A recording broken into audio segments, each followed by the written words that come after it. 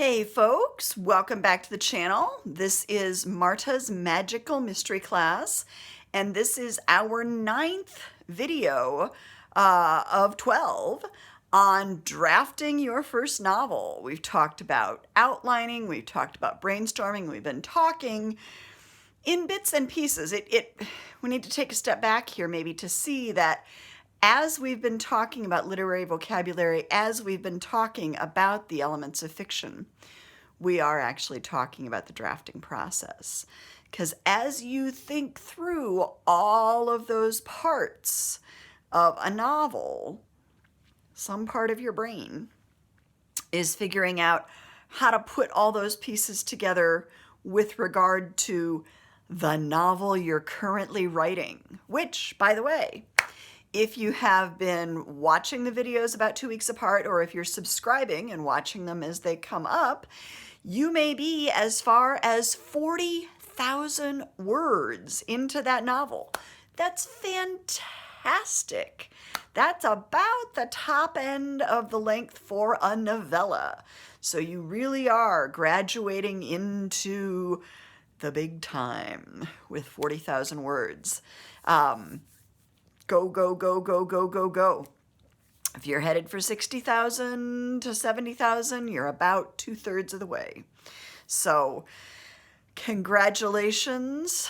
I keep saying it. It keeps being true. Keep up your momentum. Do whatever you can to nurture the writing routines that have gotten you this far. So, yay you. Go, go, go, go, go. Keep putting words on paper. In the meantime, the element of fiction we're going to talk about today is structure, right? It's not classically one of the 5 elements of fiction, not usually, but I think it's really important to talk about because it is something that readers and writers alike throw around all the time. Well, what did you think of the structure of the book? Well, what did you think of the narrative structure? Well, what did you think of, you can hear it. It's standard book club discussion. And I don't know half the time that we really all mean the same thing when we're tossing that word around. So I'm going to tell you, based on my years of education and experience, what I think it means, something that will at least give you something to hang on to in one of those conversations over wine or cookies or whatever, talking about the structure of the book. And most of all, the conversations that you have in your own head about the thing that you are making.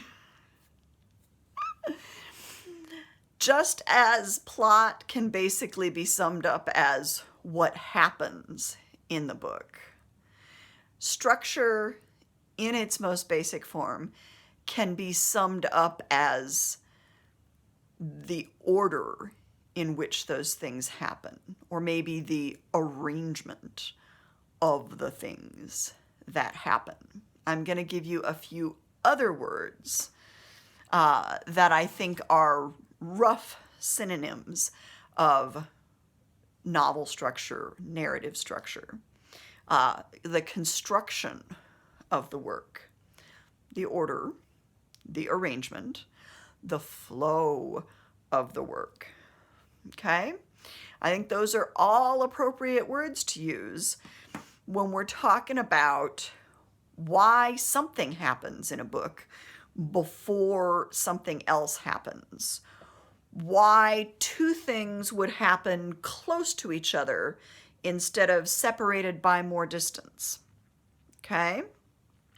So we've talked a lot about character and world building and the way those flavor a story. Well, the stuff that goes into making structure is generally neither character nor world building. It's kind of lots of the other pieces. The speed of the book, the pacing is part of its structure. The plot of the book, big part. The point of view is part of structure. The perspective that we are given by the author on the story. Like, do we see it all up close? Do we see it at some more distance, emotionally or physically? Those pieces all go together to be part of the structure of a book. Since this is the mystery channel rather than the sci-fi seminar, I'm going to give you some common mystery structures, okay, to help you think about this. And then as I get into book recommendations, I'll talk a little bit about structure there too. Common mystery structure is the two-case structure. The thriller I just recommended, Land of Shadows by Rachel Housel Hall, uses a two-case structure, old case and new case. And there's some to be determined connection between the two cases. So not only do you have the individual mysteries involved in each case, but you have the mystery of their connection. So I think that's a terrific mystery structure. The mystery that begins in medias res, which is the Latin for in the middle of the action, okay? So we have the structure of the book that begins in the middle of the action, and then we kind of get filled in on what has gone before. So we get a lot of things then through flashback. So that is another way, another common mystery structure. One of the reasons it works is while we like a standard chronological structure gives us the events as they happen. Both the two-case structure and the in medias res structure force us to mix that up a little bit, and we get some scenes that are out of sequence time-wise. We get some flashbacks. We get some things that are set in the present. For your readers, that kind of structure can be more interesting, more engaging than just telling the story as it happens. And it may be the kind of thing that your first draft, the one you're working on now, may just be a telling of the story as it happens.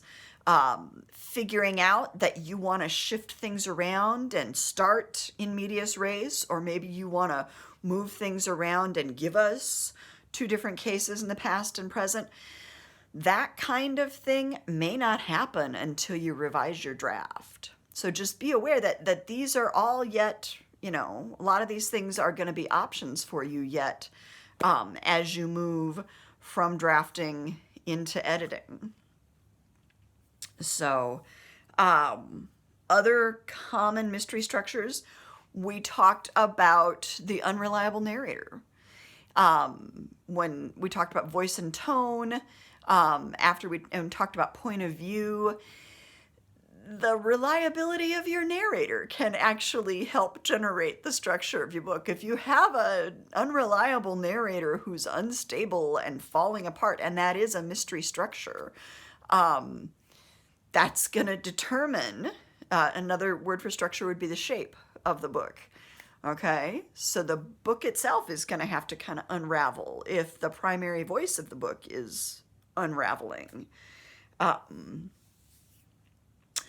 One of the things that it's not in itself a structure, but in a mystery novel, it's one of the things that helps determine the shape or structure of a book is the timing of the murder.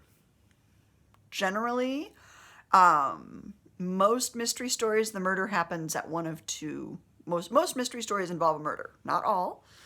And in fact, I will give you a link to a list of cozy mysteries that are mysteries without murder, like my own. I will put that in the description of the video.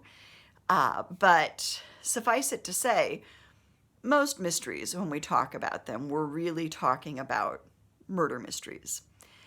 The timing of the murder either happens at the very beginning of the book or it happens at about a quarter or a third of the way in at most. Most of the time, the murder to be investigated drives the rest of the story. So sometimes, bang, it happens like right at the beginning.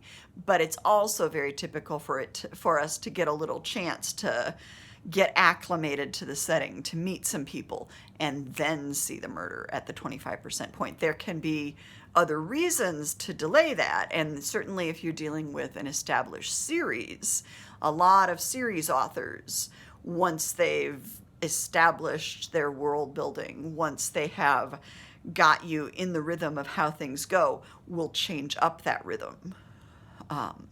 And you'll see things happen in a somewhat different order.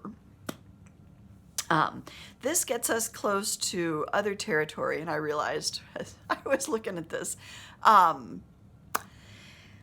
I could probably spend much too much time ranting about this one topic. So, and I don't really want to do that. I try to keep the tone of the channel encouraging and upbeat. But another synonym for structure is formula. And you're going to have an awful lot of people who either hate the formula fiction label, or an awful lot of people who will claim they never ever read formula fiction, who will use it as a reason to dismiss a whole lot of books as formula fiction. It gets used as an insult. It's really not. Every book has a formula it's following. The formulas for literary novels might be slightly different than the formulas for popular novels, but don't let anybody tell you literary novels are not following a formula. Believe me, they are. It's just a formula that has a little slower pace and a little more decoration in the windows. But that timing of the murder gets us into that formula territory. When does a murder usually happen in a murder mystery? It usually happens early because then most of the book is built around that investigation. Okay? So, the structure of the book, often we see the structure of a mystery follow the course of the mystery to be investigated. And there will be ups and there will be downs, and there will be points of more tension and excitement, and there will be points where that lets go and releases a little bit. One of my favorite ways, I'll get to book reviews here in a minute, but one of my favorite ways to think about structure and learn about structure, if this feels all kind of new to you and you're not really sure what to do with it, my suggestion is if you have a Netflix subscription or if you have access to this otherwise, maybe your library has the DVDs, watch the early 2000s version of Scooby-Doo. It's called What's New, Scooby-Doo, and they did 3 seasons, and they spend every episode cracking all kinds of really smart jokes about writing and mysteries and the structure of a mystery. Oh, we have to solve the mystery before we set a trap for the bad guy. Oh, what happens if we set a trap for the bad guy before we've solved the mystery? Oh, who is supposed to be bait for the trap? Oh, who is supposed to do this? And it's wonderful, and it's fast, and it's just right in there. Scooby-Doo's always played for laughs, but this is a whole other level of laughs because they're talking about not just all those old classic Scooby-Doo episodes where the formula played out in these particular ways, but lots and lots and lots of mystery stories, lots and lots of other stories that have played out in ways that may not have, the authors may not have understood how formulaically things were playing out. But certainly the writers of Scooby-Doo intended things to be formulaic. And it's fun to be able to laugh about that in the context of What's New, Scooby-Doo, and in the context of, hey, we've got an established genre. That genre has these structures that then we get to play with and enjoy. So I am running a little long. That means my reviews are going to be a lot short, and I have two of them for you today. We've talked about structure. Obviously, being a mystery channel, I don't do a lot of nonfiction, but I feel like I would be remiss if I did not call your attention to David Grahn's Killers of the Flower Moon, which is a nonfiction mystery all about the killing of indigenous peoples in the 1920s, specifically members of the Osage tribe in Oklahoma.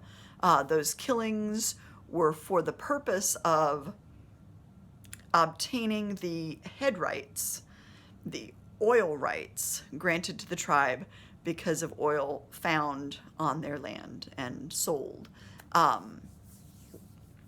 Grahn's research is amazing, and the structure, if we're going to talk about narrative structure, oh man, the structure of Killers of the Flower Moon is something to see. Read it and find out. My other recommendation is Barbara Neely's Blanche novels. Blanche on the Lamb was her first one, 1992. There are 4. The last one was written in 2000. In 2020, 20 years after the publication of her last mystery novel, Barbara Neely was named a Grand Master of the Mystery Writers of America, a long overdue award, and one that I'm so glad she received before her death from a short, intense illness in March of 2020. And please cringe with me because, ooh, doesn't that sound like an intense illness we're all too familiar with at this point. But yeah, Barbara Neely, Black mystery writer, Grand Master of the Mystery Writers of America, also community activist and organizer. All of that energy moves right into the Blanche novels. The murder, again, Blanche on the Lamb plays with the standard murder mystery formula a little bit, and with some really interesting results, I think. Highly recommended. A lot of suspense, a lot of great characters, extremely well-written mystery.